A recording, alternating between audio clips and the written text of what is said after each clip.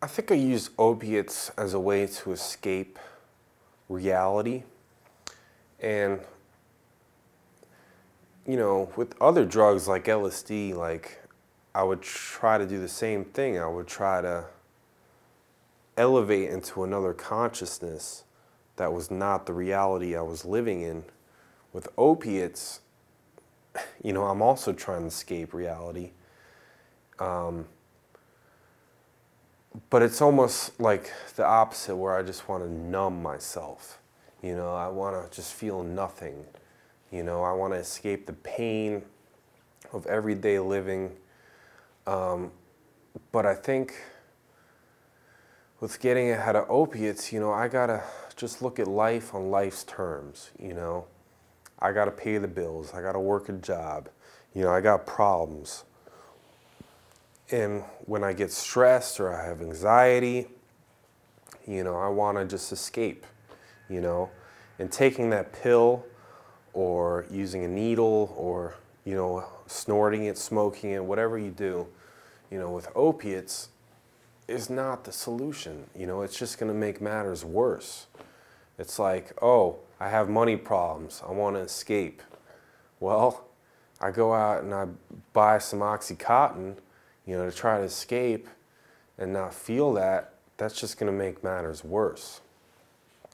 So I think with opiates, it's important to just try to embrace reality and try to deal with life, you know, and just feel the pain, you know, talk to people, you know, that's another way, that's a healing, you know, process.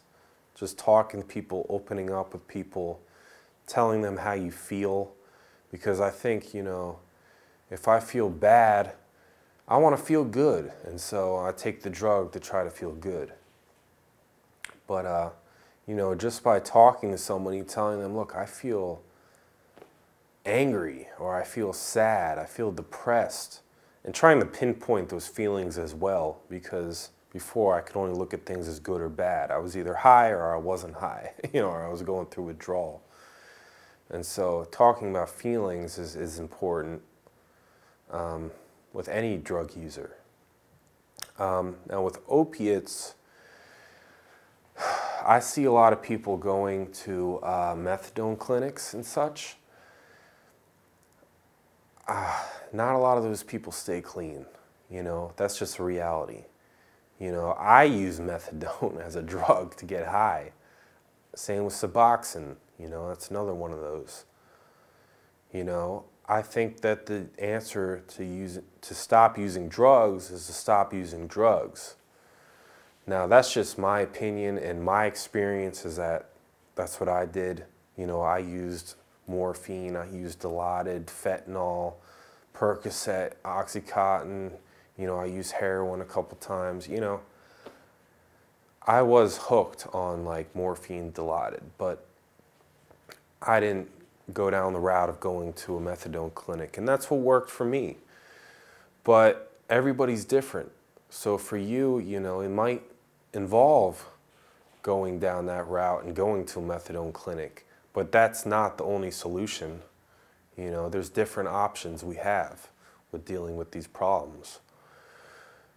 Now, I would say that it would be good to have a plan, you know, if you do get on methadone or Suboxone, to say, look, I'm going to be on it for 6 months or 3 months or even up to a year for some people, but that's a long time. But I would also suggest just talking to people with experience that have gone to a methadone clinic and have gone down that route and now are clean and sober completely, like no methadone, no Suboxone at all. Because for me, you know, I didn't go down that route, so I can't really give you the best advice.